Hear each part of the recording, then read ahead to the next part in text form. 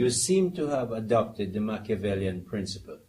When you're in a crisis and in your beginning of your administration, get all the bad things together, heap them up in one heap, and do them quickly. And then the good things you stretch out over a long period of time.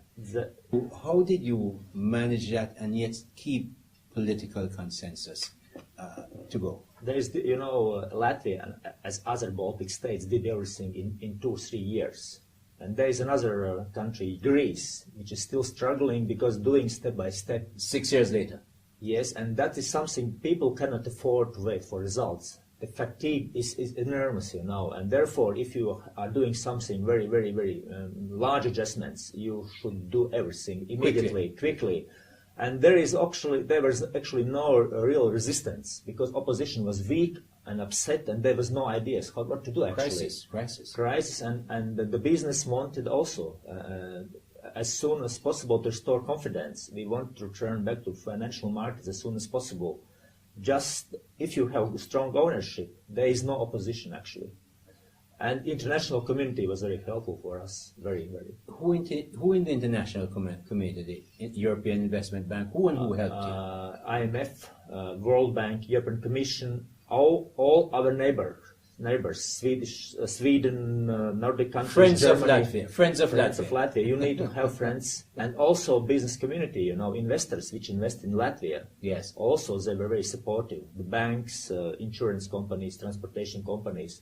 So you became an ambassador, a preacher, bringing people in to say, look, there's a case here for help, and we can do it.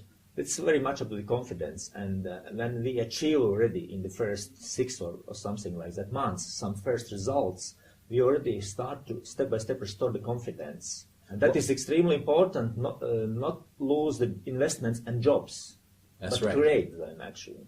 Which leads me to the next question, Andris. How did you divest those government-owned entities and agencies and still not reduce employment? There was, different. Actually, there was.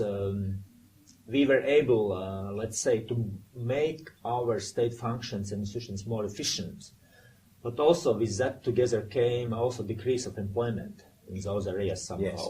At the same time, we were able, let's say, to shift some of our employment in public sector to the private sector. Fantastic. And that is what actually is very good during those crises, because private sector needed those people.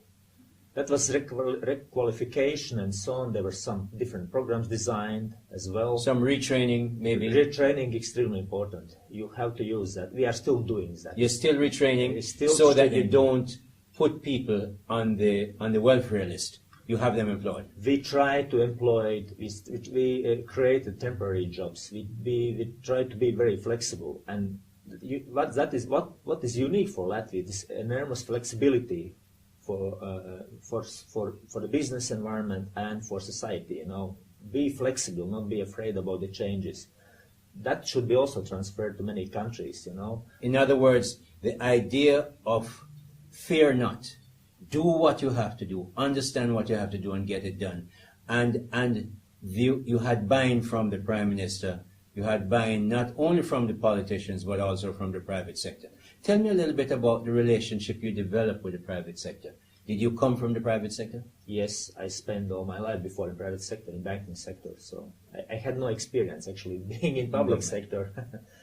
But anyway, that was very important. And I think from the very unique, again, advantage for us was from the very first day of the crisis, Prime Minister established so-called reform management group, and he invited all the most important partners, trade union leaders, confederation of entrepreneurs, and municipalities. We sat together and we went through all the processes going together, so to say. It was a very broad support. Otherwise, as politicians, especially with minority government, you are not able to achieve such results. That is obviously very, very important because those adjustments required very critical mass, to get for support. Congratulations, Anders, and I wish you all the success. Thanks a lot.